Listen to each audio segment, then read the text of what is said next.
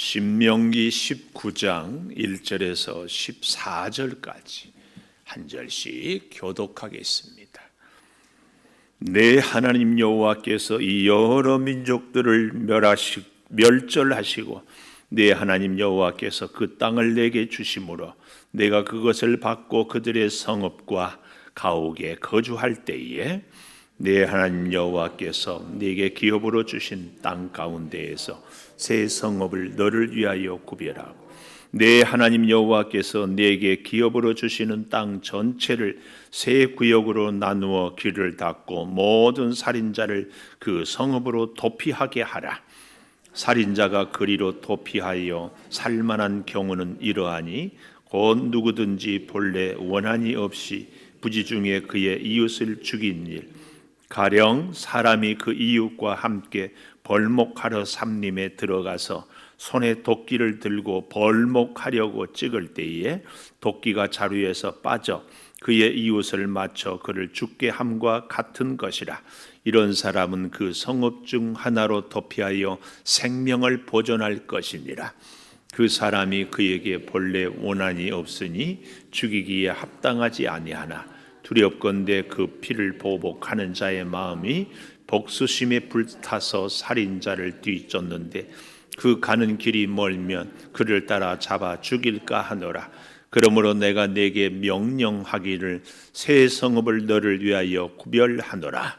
내 하나님 여호와께서 내 조상들에게 맹세하신 대로 내 지경을 넓혀 내 조상들에게 주리라고 말씀하신 땅을 다 내게 주실 때 또 너희가 오늘 내가 너희에게 명하는 이 모든 명령을 지켜 행하여 내 하나님 여호와를 사랑하고 항상 그의 길로 행할 때에는 이 셋 외에 새 성읍을 더하여 내 하나님 여호와께서 내게 기업으로 주시는 땅에서 무죄한 피를 흘리지 말라.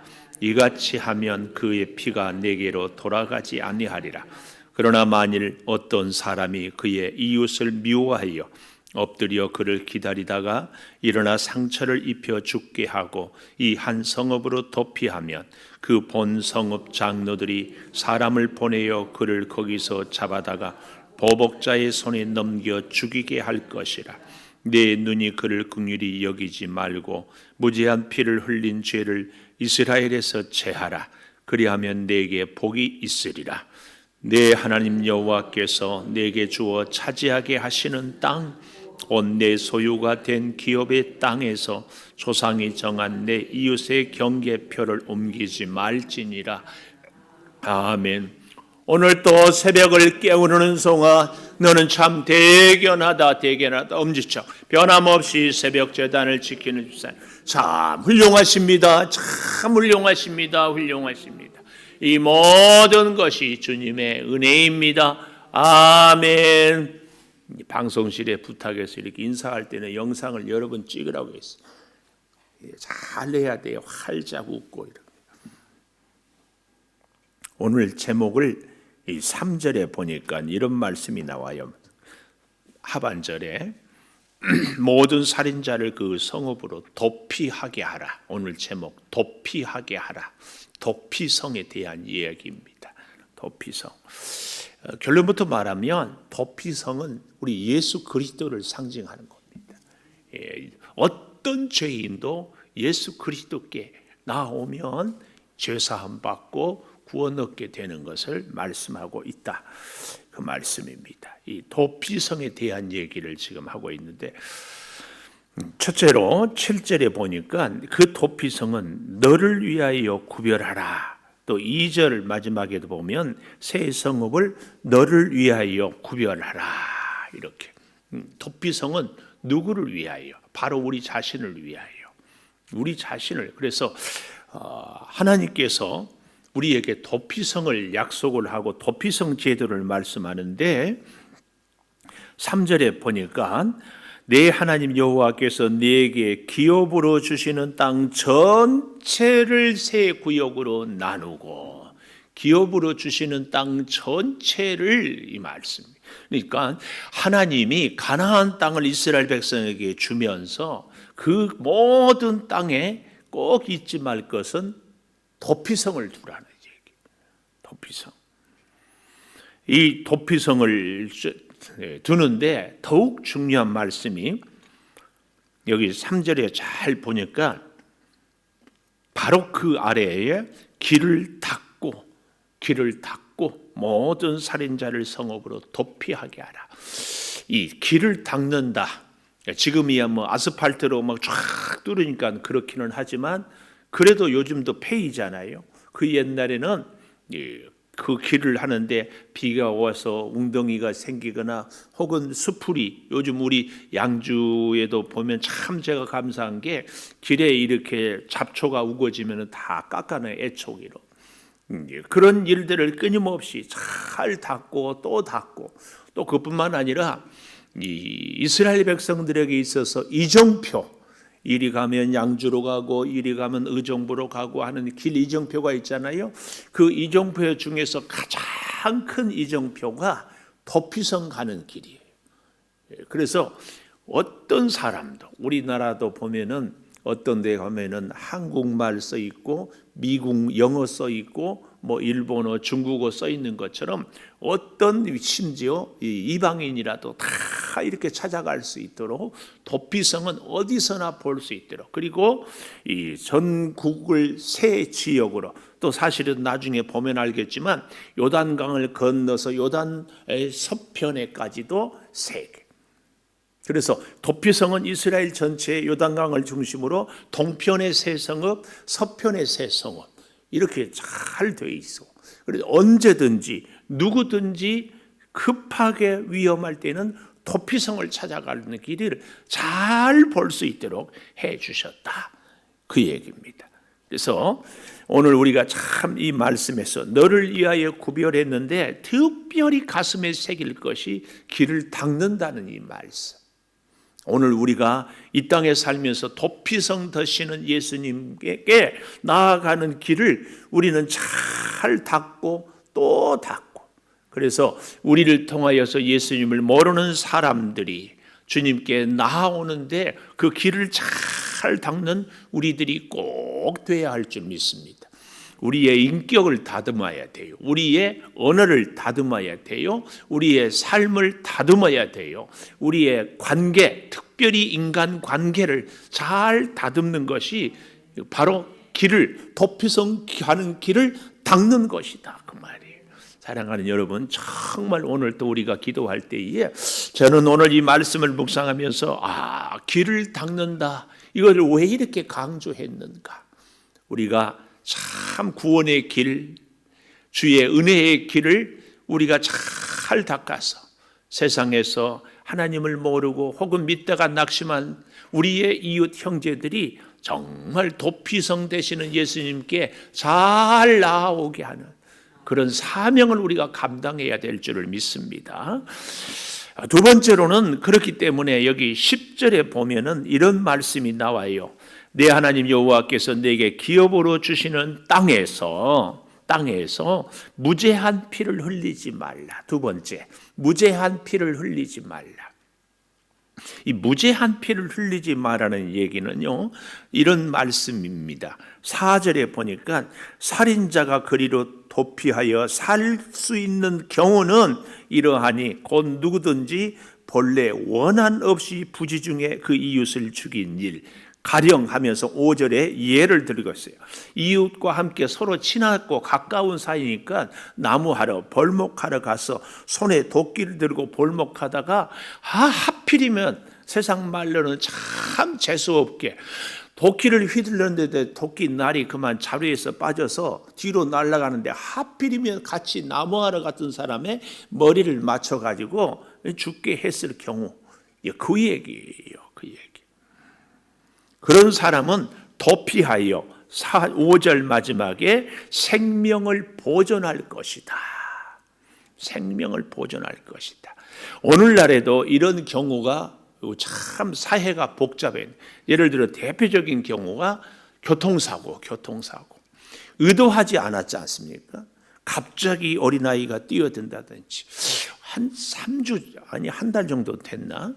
아파트에서 엄마가 차를 운전하다가 자기 사랑하는 아이를 그만 치어서 숨지게 했더라고요. 이런 뉴스를 접했어요. 전혀 의도하지 않았는데 차를 몰다가 사람을 치어 죽게 하는 일들, 이런 것들은 고의적인 사고가 아니지 않습니까? 그러나 어때요? 죽임을 당하는 당사자의 가족이나 식구들은 너무 억울하고 분통이 터지면 복수하고 싶은 마음이 막 생기는 겁니다. 그럴 때에 그 사람들을 바로 보호하는 것이 도피성인데, 절대로 기억해야 될 것이 무죄한 피를 흘리지 말라, 그 말씀입니다. 특별히 6절에 보면 하반절에 그 피를 보복하는 자의 마음이 복수심에 불타서 살인자를 뒤쫓는데, 도피성까지 가는 길이 멀면 그만 살인했던 사람이 잡혀서 죽음을 당하면 안 된다. 왜냐하면 적어도 그 사람이 고의적인지 혹은 실수인지는 어떻게 알 수 있어요? 재판을 해봐야지. 그런데 죽임을 당한 가족은 재판 당하기 전에 억울하고 분통이 터지고 복수심에 불타는, 죽일 수 있어요. 특별히 이스라엘 백성들에게 복수심은 대단히 중요합니다. 이스라엘 백성들은 반드시 이 책임, 의무가 있는데 그 세 가지가, 첫째가 친족, 자기의 사랑하는 친족이 빚을 져서 땅을 빼앗겼거나 혹은 종으로 팔려갔으면 그 형제가 그 의무가 있어요. 땅을 다시 사서 돌려주거나 그 종으로부터 자유하게 해줘야 할 의무가 있다. 이거 첫 번째, 이스라엘 백성들의 도리요. 두 번째로는 형제가, 형이나 동생이 자식이 없이 죽을 때는 자손을 이어주는 것이 형제가 해야 될 의무였고, 세 번째로는 살해를 당했을 때는 반드시 복수해 줘야 돼. 복수. 그래서 이제 이 정신 때문에 이 이스라엘이 중동 아랍 여러 전 나라들하고 전쟁할 때에 누가 포로로 끌려가거나 혹은 공격을 당하면은 꼭 같이 하는 이런 정신. 그래서 재판도 하기 전에 내 형제를 죽였다, 혹은 내 부모를 죽였다, 실수인지 고의인지 판단하지 않고, 왜요? 분하고 화가 나니까 쫓아가서 죽입니다. 그게 바로 무죄한 피다. 무죄한 피. 그럴 경우에 오늘날 우리에게도 참 이게 굉장히 조심해야 될 일입니다. 오늘도 우리가 주기도문으로 암송함으로, 주기도문으로 기도함으로 우리가 새벽 예배를 시작하잖아요. 그 예수님이 가르쳐준 주기도문 중에 우리가 우리에게 죄 지은 자를 사하여 준 것 같이 우리의 죄를 사하여 주시옵고, 이건 참 우리에게 중요한 의미가 있어요. 다른 말로 내가 내 마음에 분노가 일어나서 도저히 용서할 수 없는 사람이 있거든. 나도 하나님께로부터 용서함 받지를 못했다. 또 나는 정말 저 사람이 미운데 이 미움이 가시지가 않는다. 그러면 주님이 나를 미워하는 그 마음도 있다. 내가 다른 사람을 판단하고 정죄하고 있거든. 주님이 나를 판단하고 정죄하고 있다. 우리가 우리에게 죄 지은 자를 사하여 준 것 가치가 먼저예요. 조건. 우리가 이 사실을 참 잘 알아야 돼요. 저는 우리 예수님이 어린아이와 같아야 하나님의 나라는 이런 어린아이 같은 자가 것이다. 이 말씀 중에 어린아이의 천진난만함, 어린아이의 이 순수함도 있지만, 그 가운데 제가 어린아이들을 보면서 애들은 싸워도요, 돌아서면 서로 언제 싸웠냐는 점, 서로 화해하고 서로 그것 얘기도, 미안하다는 얘기도 하지도 않고, 물론 어른들은 미안하다고 시키라고, 미안하다고 하라고 하지만 아이들은 그런 것 아랑곳하지 않고 잘 지내는 것을 봅니다. 예수 믿는 우리들이 참 조심해야 될 것들이, 내 믿음 스타일, 내 가치관, 나의 어떤 주관에 맞지 않는 우리의 이웃들에 대해서 나도 모르게 판단하고 정죄하고. 왜요? 나는 옳고 너는 틀리다. 생활 습관이나 말하는 어떤 습관이나 여러 가지 가치관이 다를 때마다 늘 나는 옳고 너는 틀리다. 그래서 나도 모르는 사이에 판단하고 정죄할 수 있는 경우가 정말 허다히 많다. 믿음 생활은 저렇게 하면 안 되는데, 말을 저렇게 하면 안 되는데, 행동을 왜 저렇게 하지? 이런 것들이 우리에게 참 많다. 그리고 우리가 나도 모르게 어때요? 말로 다른 사람들을 상처를 주는 경우도 있어요. 나도 몰라. 이런 경우들을 오늘 우리가 이 무죄한 피를 흘리지 말라는 말씀 가운데 우리가 잘 적용해야 됩니다. 특별히 우리가 이제 제가 이 교통사고를 얘기를 했는데, 예를 들면 중앙선 침범 안 되지 않았습니까? 과속 혹은 음주, 이 법규로 정한 것을 알고도 행하는 것은 고의적일 수 있어요. 그러나 우리가 전혀 모르고, 이거 마찬가지로 우리의 생활 가운데서도 이것이 상대를 아프게 하는 건지 안 아프게 하는 건지 모르고 하는 경우들. 그래서 예수님이 마지막 십자가에서 저들이 하는 것을 알지 못합니다. 그러니 사하여 주시옵소서. 이 기도를 우리가 드릴 수 있어야 한다. 특별히 어디서? 이 8절, 48절. 내 하나님 여호와께서 내 조상들에게 맹세하신 대로 내 지경을 넓혀 우리로 하여금 축복의 지경이 넓혀질 때에 내 조상들에게 주리라고 말씀하신 땅을 다 내게 주실 때에 우리가 기도가 응답이 되고 우리가 복되게 살고 우리가 형통할 때 정말 더욱 그래서요, 하나님의 복을 받은 사람, 하나님의 축복의 증거 중에 하나가 우리가 다른 사람을 정죄하지 않는 것, 무죄한 피를 흘리지 않는 것, 이겁니다. 기도를 많이 하는 분들이 기도하지 않은 사람들을 정죄하는 죄를 너무 쉽게 저을 수 있어요. 말씀을 많이 아는 사람이 그것도 모르냐고 그러기가 쉬워요. 아주 도덕 선생이라고 그러죠. 말 한마디, 행동 한 가지, 사람과의 대화할 때도 늘 예의 범절을 잘 지키는 분들이 오히려 이런 실수를 하기가 참 쉽다. 그러지 못한 사람들을 보고 무죄한 피를 우리가 흘리지 않도록 조심해야 돼. 사랑하는 여러분, 특별히 우리가 그런 얘기들을 하잖아요. 세상 사람들은 술 한 잔 마시고 서로 응어리를 풀 수 있는데 예수 믿는 분들은요, 한 번 토라지면 오래 간다. 우리 그러지 말기를 바랍니다. 또 이런 분들이 있어. 목사님, 풀려고 하는데요, 저 집사님이 내 마음을 안 받아줘요. 근데 가만히 보면은요, 인사를 하는 둥 만둥이죠. 근데 상대는 인사를 안 받았어. 왜요? 본인이 느낄 때 안 했어요.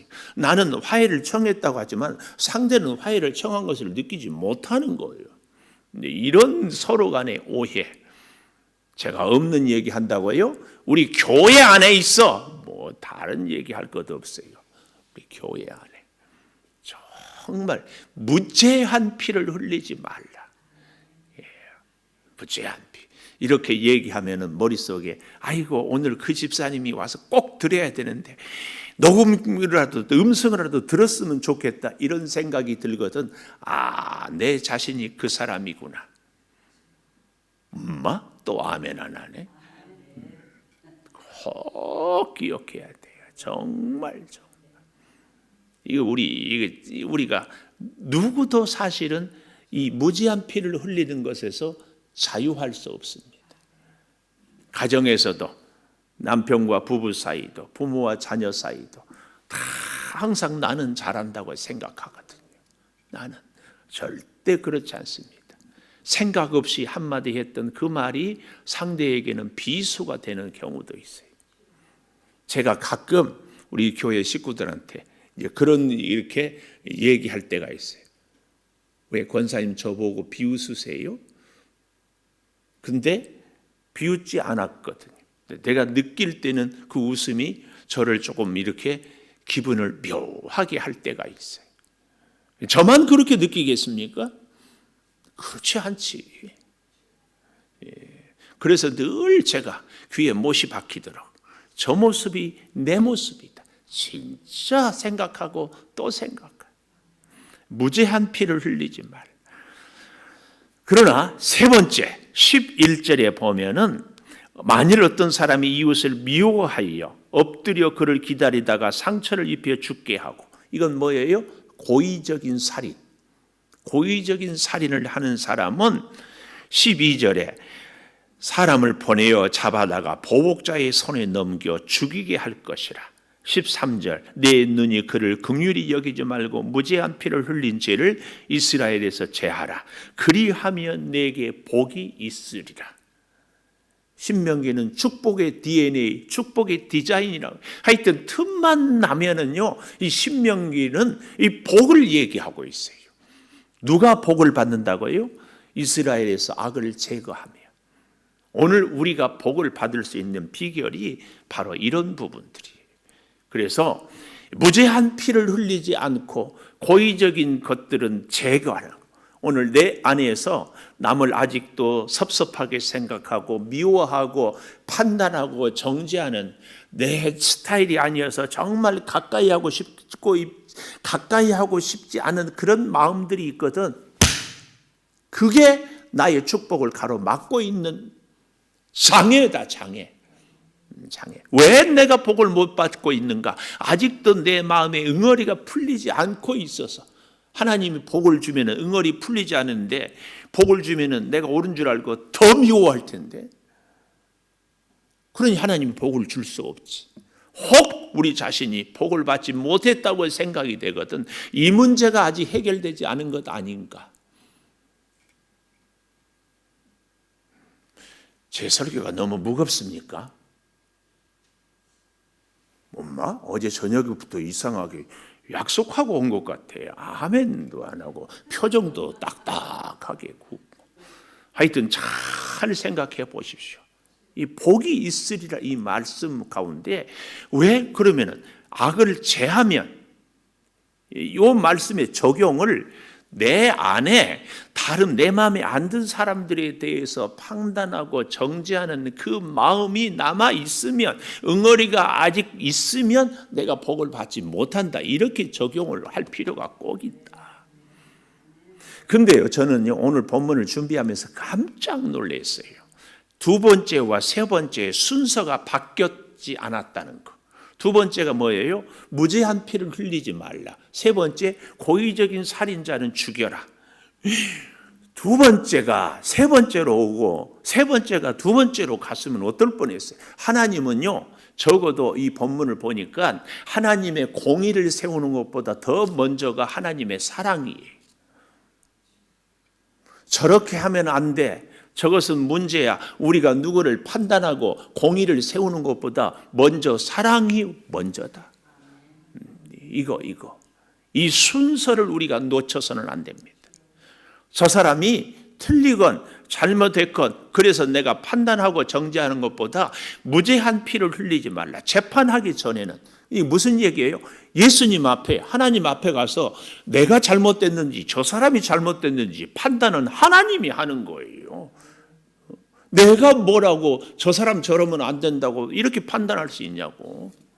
성경은 지금 그걸 얘기하는 거예요. 사실은 많은 경우에 여러분 잘 보십시오. 이 사람 이래서 문제고 저 사람 저래서 틀리고 저 사람 저러니까 안 돼. 이렇게 다 얘기하는 사람 치고 사실은 온전한 사람이 거의 없어.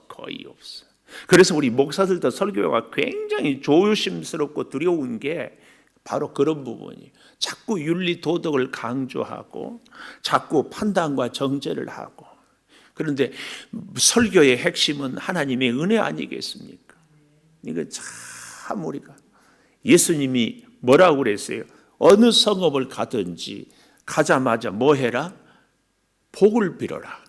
그런데 그 사람들이 받으면 그 복이 다 그에게 임할 것이고, 받지 않으면 발에 먼지도 털어버리라. 그러면 그 복이 다 너에게 올 것이다. 그러지 않았어요? 이 말씀이 무슨 말씀이에요? 너희들이 남을 욕해라. 그 사람의 욕을 들으면 욕이 그에게 갈 것이고, 그 욕을 듣지 않으면 그 한 욕이 다 너에게 올 것이다. 똑같은 얘기예요. 그래서요, 가끔은요, 이런 경우가 있어요. 상대는 아무 문제 없이, 아무 근심 걱정 없이 잘 사는데, 나만 열받고, 나만 스트레스 받고, 나만 잠 못 자는 경우가 있어요. 우리가 참 신앙생활을 할 때 잘해야 됩니다. 저는요, 예언합니다. 좋은 말을 하는 사람이 복받고 잘 삽니다. 아무리 우리가 말을 할 수 있다고 함부로 말하고 생각나는 대로 말하고 거칠게 말하는 사람의 인생은 꼭 거칠어요. 잘 보십시오. 어떻게 살면 참 좋은지. 그래서 훈련해야 돼요.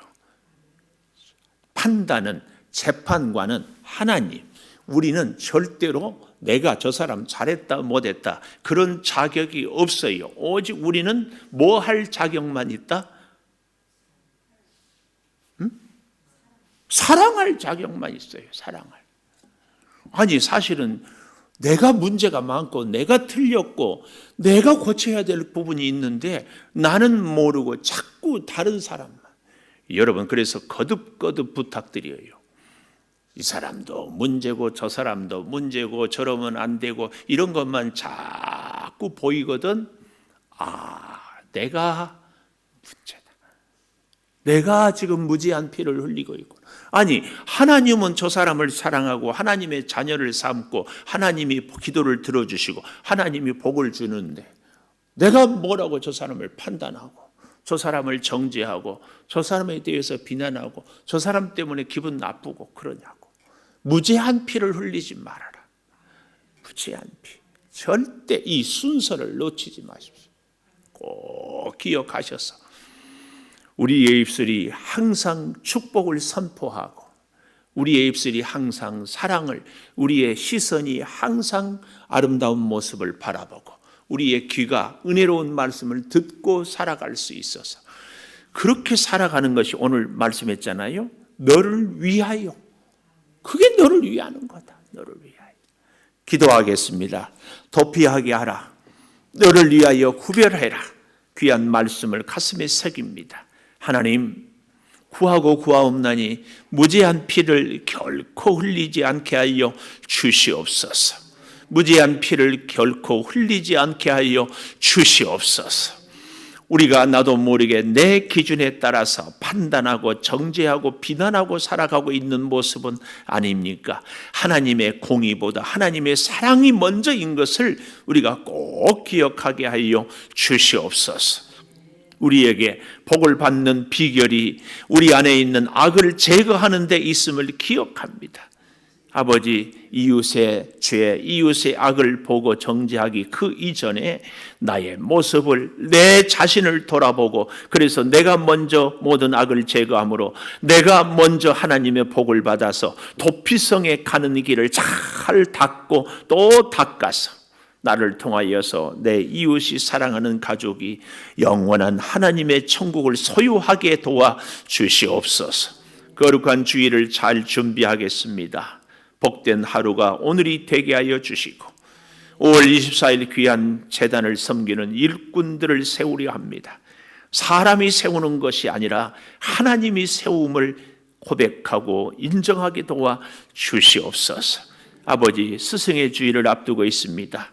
우리가 좋은 스승들을 만나고 또한 좋은 스승들이 되는 참 믿음의 사람들이 되게 하여 주시옵소서. 영원한 스승 되신 예수 그리스도를 본받고 우리가 행동도 말도 믿음도 따라가게 하여 주시옵소서. 지금은 우리 주 예수 그리스도의 은혜와 아버지 하나님의 무한하신 사랑과 성령의 감화 감동하심이 영원토록 함께 하시옵기를 간절히 축원하옵나이다. 아멘.